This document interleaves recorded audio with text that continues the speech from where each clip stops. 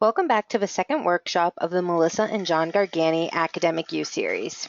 I'm Ariel Tarosky, and I'm glad that you could join us. In the first session, you were able to learn more about ways to recruit through academics and how to market your chapter's commitment to academic success.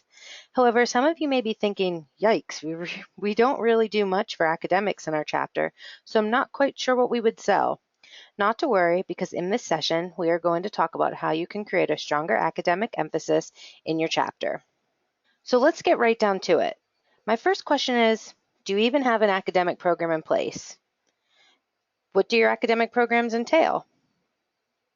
Some of you may already be doing some of these things, which is great.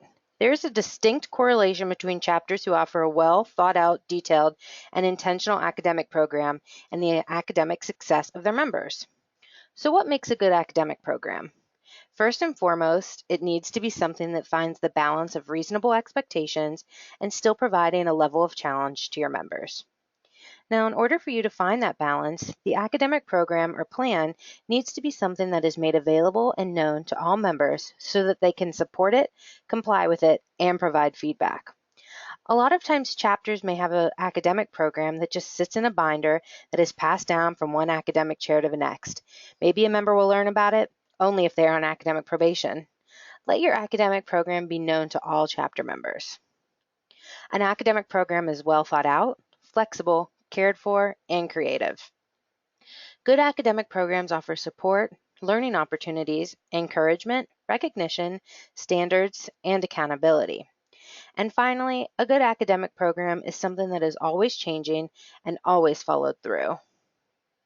Having an academic program that hits all of the qualities that we just mentioned is extremely important, but you want to make sure that your efforts are not unrealistic. Scheduling 10 academic workshops in a semester, requiring every member to meet with a tutor 5 hours a week, and expecting everyone to get a 4.0 may be a little far-fetched. You want to make sure that your program is attainable, but something you still feel proud about when it's accomplished. Well, it would be great if all of our members had 4.0s. That probably isn't too realistic. Use your chapter's or community's academic history to set GPA goals or requirements. Make it something you know that people can achieve with hard work. You definitely want to host academic workshops for your chapter members, but 10 a semester in the midst of everything else you have going on will just annoy people. Work with the rest of your executive board to plan out when and what programs would make sense. Take it a step further and try incorporating them into chapter meetings so that it isn't just an extra thing to do. Setting requirements and expectations that are the exact same for every single member just won't work. If you consider that everyone learns differently, has different things on their plate like family issues or involvement in other organizations, you will realize that they all have different needs. The guy with the 4.0 that is on your executive board and in 2 other student organizations with a campus job should probably not be meeting with a tutor the same amount as the first year student who has a 2.0. Yes, it will take a lot of work, care, and creativity, but molding your plan to each member will help them and your chapter in the long run. So where do we even begin when creating or revamping your academic program? The first step is to do a quick SWOT analysis of your chapter's academics. What are your strengths, weaknesses, opportunities for success, and threats? Use this information to establish goals for the chapter. As the academic chair, you may want to do this yourself and then bring it to the chapter, or this could be something you work on as a group so that everyone is behind the vision. As you think through your SWOT analysis, you're going to want to use your strengths as something you showcase and highlight. So maybe you have members doing some really great things. Recognize them for it. Hold a scholarship banquet at the end of the year. Provide scholarships and publicize it to the community. Maybe one of your weaknesses is member support when they are struggling. Create a piece in your program where you use campus resources for struggling members. Basically, each area that you identify can be transformed into a different piece in your program. It's important that when creating an academic program or making changes to your already existing program, that you are extremely transparent with chapter members. Is this a policy external of your bylaws and constitution, or is it something that you amend into your constitution so that all members have a say and vote on it? Either way, they need to know about the program and should be consistently reminded about what the program offers. Typically, when we ask chapters what their academic program entails, it may be requesting the grades from your FSA, and if you fall below a 3.0, then you're required to do 5 study hours a week. And if you're below a 2.5, then you have to do 10. And if you somehow fall below a 2.0, even though you have been doing all of that studying in the library, you are no longer allowed to attend socials. Formal is fine, but no socials. And let's be real with the study hours. There may be once in a blue moon where, yes, you did get some studying done, but a majority of those study tables is a time for you to hang out with your brothers, go on Facebook, or check your fantasy football team out. What about the guys that have a lab that they need to be at? Or it just so happens that organic chemistry is where they're struggling. But that doesn't count as study hours because he isn't in your designated study room. Say one of your members has ADD. He needs to be in a private cubicle in the library or at his house so that he isn't distracted. That is where the real studying occurs, if he even has time because he's too busy being at the study tables with his brothers. Or what about the guy that consistently gets 3.8s to 4.0s each semester, but last semester got a 2.25? You saw him at study tables all the time, but somehow he still did that bad, when in reality he found out that his dad has cancer and his girlfriend broke up with him. He had a really bad semester because of the stress and needs to speak to a professional to get back on track. More than likely, the academic programs we are currently doing are lazy and not beneficial or helpful to anyone. In order for your program to be meaningful, it has to be well thought out, flexible, cared for, creative, and cater to your members. So now let's actually talk about creating an academic program that works. First, you should create a plan for individual members. If you have a small chapter or feel motivated, you could work with each member and create a plan that is specific to them. If that doesn't seem feasible, then create a template that is based on different tiers. For example, tiers could include members with a 4.0 to a 3.5, a 3.4 to a 3.0, 2.9 to 2.5, 2.4 to 2.0, and then below a 2.0.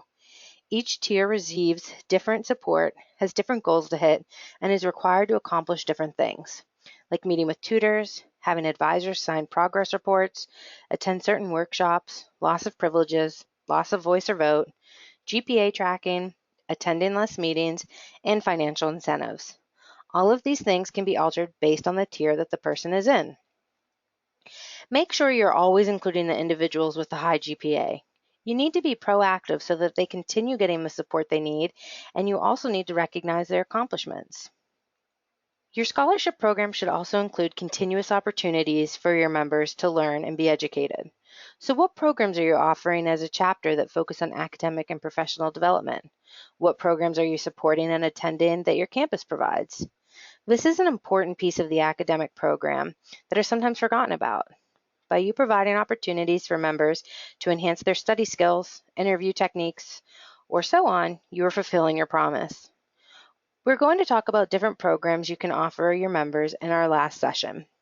The third component of a good academic program is to take your program externally. How can you use your campus and national resources to support your academic pursuits?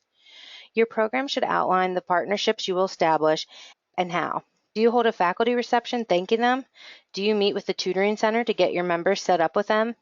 Do you utilize your alumni for semesterly workshops? Do you support your members professionally by sending them important newsletters and information from the field? These are all things that you should consider. And finally, make sure your program is fun and exciting. You want to find a balance of workshops, standards, and support, and incentivizing and recognizing brothers' accomplishments. While succeeding academically should be something your members strive to do anyways, it's always nice to recognize your members' hard work. Start a Brother or Scholar of the Week. Recognize Most Improved. Hold an academic banquet at the end of the semester and give out book or tuition scholarships. Do competitions for those who don't skip class or get the most A's and B's. Making it fun will encourage members to not only get involved with all of your efforts, but will encourage them to do well. So now that we've had a chance to talk about what goes into a good academic program, let's take some time to review an example of one so that we can tie it all together. So as you can see in this sample program, we are incorporating all the pieces that we just talked about. We want to define what the academic committee does and their responsibilities and their commitment to the members. We also are highlighting the mission of Triangle so that it can be clear for what all of the members in the organization are working towards. Then we talk about how we focus on academics and recruitment, so some of the stuff that we talked about in the first session. Next, we're talking about our continuous commitment. So what are we doing every single day to support our members academically? And then we're focusing on some of the academic programs that we're offering. And then here we highlight the standards and support. We will go into this in more detail in our next session, but we wanted to at least find a place where we can include this information. Then we talk about recognition. So what are the incentives and how are we recognizing our members that are working hard and that are achieving academically? And then we talk about new member education, how we are educating our new members about the commitment for academics. And then finally, assessment. This is an important piece of your academic program because your program is going to be a live document and something that's always changing. So how are we assessing how our members are doing and what updates need to be done to our program? I do have resources available that contain a sample program and a template. So if this is something that you're looking to implement in your chapter or colony, you can contact me and I would be happy to send you that resource. So in sum, we do understand the importance of studying and also value the time spent with brothers during those study tables. However, in order for you to truly be successful as a chapter and in order for your members to thrive, you need to go beyond study tables. You need to provide them with a well-rounded academic experience. Because let's be honest, being in a fraternity, if done right, is a lot of work and can take up a lot of time. So you owe it to your members to offer them the best. Thank you for attending Academic Use Session 2, Going Beyond Study Tables. Again, if you have any questions or need resources, you can contact me at ariel@triangle.org. Again, I would like to give a special thank you to Melissa and John Gargani for their funds that helped make this program possible. Thank you.